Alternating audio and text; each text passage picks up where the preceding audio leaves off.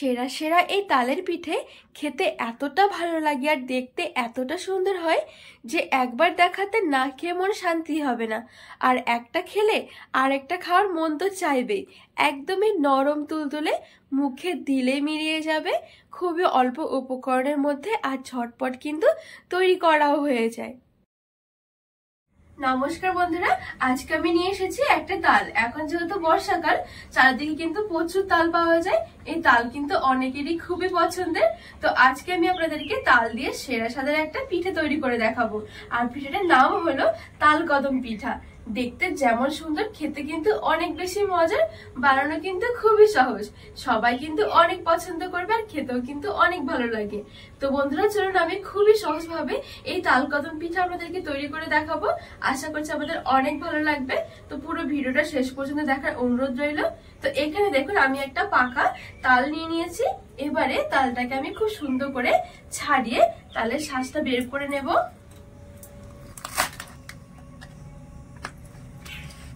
প্রথমে আমি তালের খোসাগুলো ছাড়িয়ে নেব।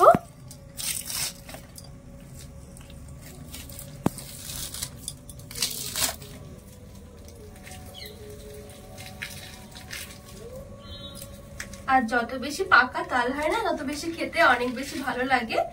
আর আমাদের এই তালের শাঁসটাও বের করতে কিন্তু অনেক সুবিধা হয়। আমরা কিন্তু অনেকে কম বেশি জানি তালের শাঁস ছাড়াতে, তবে আজকে আমি যেভাবে ছাড়াই সেভাবে আপনাদেরকে তৈরি দেখাবো। তো এখানে আমি তালের কালো অংশগুলো খুব সুন্দর করে পরিষ্কার করে ছাড়িয়ে নিয়েছি। এবারে এর উপরে অল্প অল্প করে জল দিয়ে একটু ভালো করে কচলে নেব।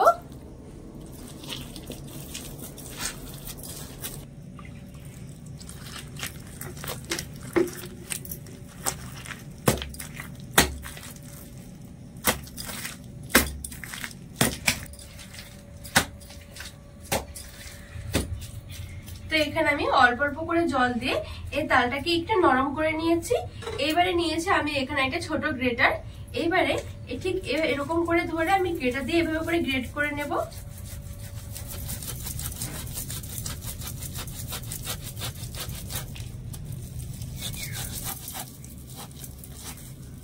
তো এই দেখুন বন্ধুরা, আমি এখানে একটা আঁটি থেকে তালের শাঁস বা তালের পাল্পটা খুব সুন্দর করে বের করে নিয়েছি।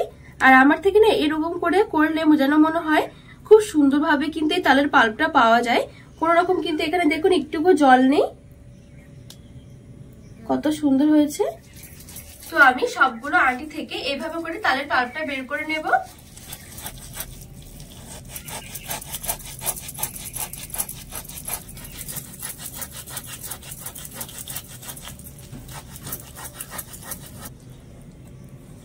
আর এই দেখুন বন্ধুরা, আমার এখানে কিন্তু অনেকটাই তালের শাঁস হয়েছে আর কোনো রকম কিন্তু একটুকু জলও নেই এখানে। এবারে আমি এখানে একটা ছাঁকনা নিয়েছি। ছাঁকনার মধ্যে এই তালটা একটু ভালো করে ছেঁকে নেব।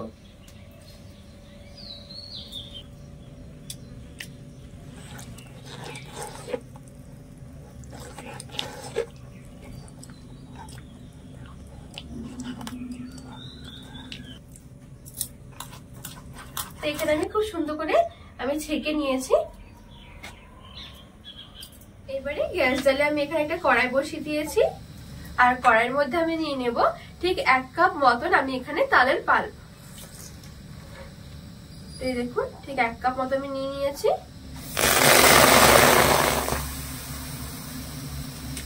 আর দিয়ে দিচ্ছি ওই কাপেরই 1 কাপ জল। সাথে আমি হাফ টেবিল চামচ মতো দিয়ে দিচ্ছি লবণ। ভালো করে জলের সাথে মিশিয়ে নেব। তো এখানে আমি খুব সুন্দর করে মিশিয়ে নিয়েছি। এবারে একটু গরম করে নেব, মানে একটু ফুটিয়ে নেব।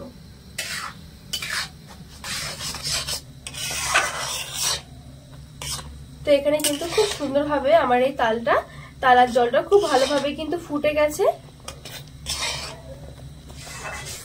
এবারে আমি দিয়ে দেব 1 কাপ চালের গুঁড়ো।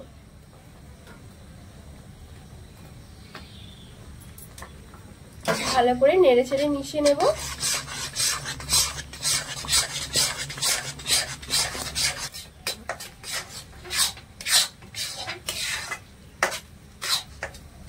তো এখানে আমি খুব ভালো করে চালের গুঁড়োটা মিশিয়ে নিয়েছি। এবারে একটু শুকিয়ে নেব আর একটা ডোয়ের মতো তৈরি করে নেব।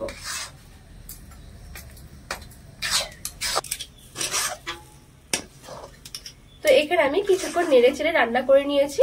আর এই দেখুন এখন কিন্তু খুব সুন্দর একসাথে জড়ো হয়ে গেছে, একটা ডোয়ের মতন হয়ে গেছে। তবে এই ডোটা কিন্তু একটু নরম হবে, তাহলে কিন্তু আমাদের এই পিঠেগুলো একটু নরম নরম লাগবে খেতে। তো এবার আমি এই ডোটা গ্যাসের আঁচ থেকে নামিয়ে হালকা করে ঠান্ডা করে নেব।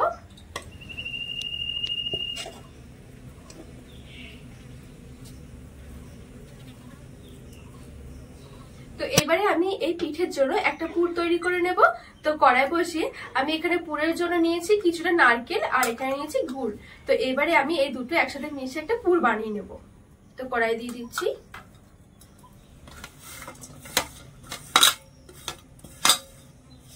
তো এবারে আমি সবকিছু ভালো করে মিশিয়ে নেব আর একটু ভাজা ভাজা করে নেব গুড়টা গলে যাওয়া পর্যন্ত।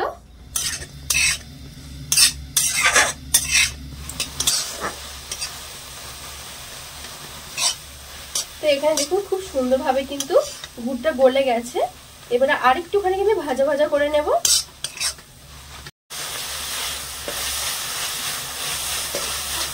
তো এখানে আমি আরো কিছুক্ষণ নেড়ে চেড়ে খুব সুন্দর করে দেখুন এই পুরটা রেডি করে নিয়েছি। এবার আমি এই পুরটাও নামিয়ে এক সাইডে রেখে একটু ঠান্ডা করে নেব।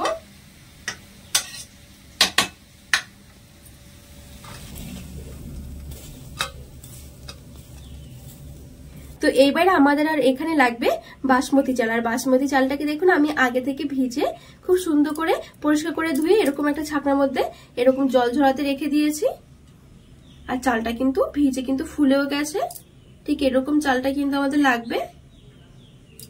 পিঠে বানানোর জন্য আমার সবকিছু ভালো করে রেডি করা হয়ে গেছে। এবারে চলুন আমি এই তাল কদমগুলো তৈরি করে নিই। এবারে যে আমি এখানে তাল আর চালের গুঁড়ো দিয়ে একটা ডো তৈরি করে রেখেছিলাম, এবারে এখান থেকে আমি অল্প অল্প করে নিয়ে নেব। তো এই দেখুন আমি এখানে কিছুটা নিয়ে নিয়েছি। এবারে হাত দিয়ে করে একটু চ্যাপটা করে নেব।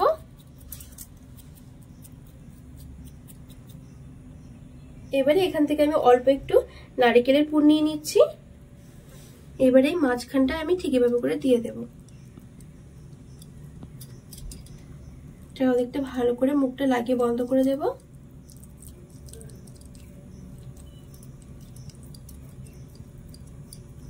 একটু গোল করে নিচ্ছি।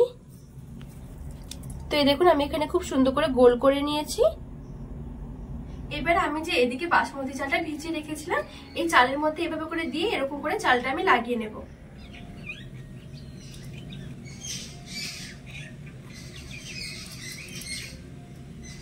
তো এই দেখুন এখানে আমি খুব সুন্দর করে এরকম করে বাসমতি চালটা লাগিয়ে নিয়েছি উপর দিয়ে।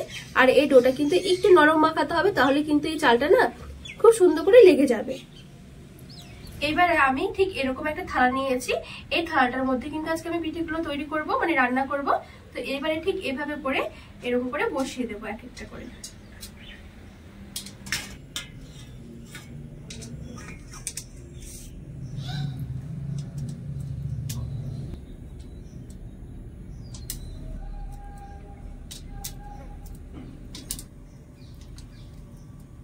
তো এখানে আমি এই থালাটার মধ্যে খুব সুন্দর করে পিঠেগুলো সাজিয়ে নিয়েছি।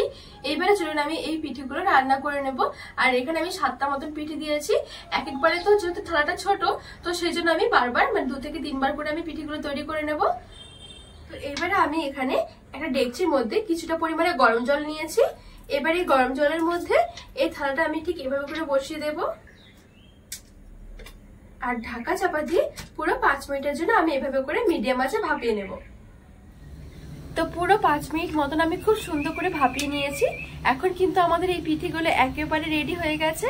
আর দেখতে দেখুন কতটা সুন্দর লাগছে, যেন মনে হচ্ছে গাছের ফুল ছিঁড়ে বসিয়ে দেওয়া হয়েছে। তো এবারে পিঠেগুলো তুলে নেব। আর বাদবাকি পিঠেগুলো ঠিক আমি একইভাবে তৈরি করে নিয়েছি। আর এই খুবই অল্প সময়ের মধ্যে কিন্তু তৈরি করা হয়ে যায়। দেখতে দেখুন কতটা সুন্দর হয়েছে, একেবারে নরম তুলতুলে। যে কেউ একবার দেখাতে কিন্তু তৈরি করে নিতে পারবেন। আর একবার দেখলেই খেতে তো ইচ্ছে করবেই, একটা খেয়ে মন তো ভরবেই না। তার সাথে পিঠেগুলো এতটা নরম তুলতুলে হয় যে মুখে দিলে গলে যাওয়ার মতন অবস্থা। এই দেখুন কতটা সুন্দর হয়েছে আর কতটা লোভনীয় লাগছে। তো বন্ধুরা, আজকে তালকদম পিঠের রেসিপি আপনাদের কেমন লেগেছে অবশ্যই কিন্তু কমেন্ট করে জানাবেন। আর রেসিপিটি ভালো লাগলে চ্যানেলটিকে সাবস্ক্রাইব করে পাশে থাকা অনুরোধ রইল।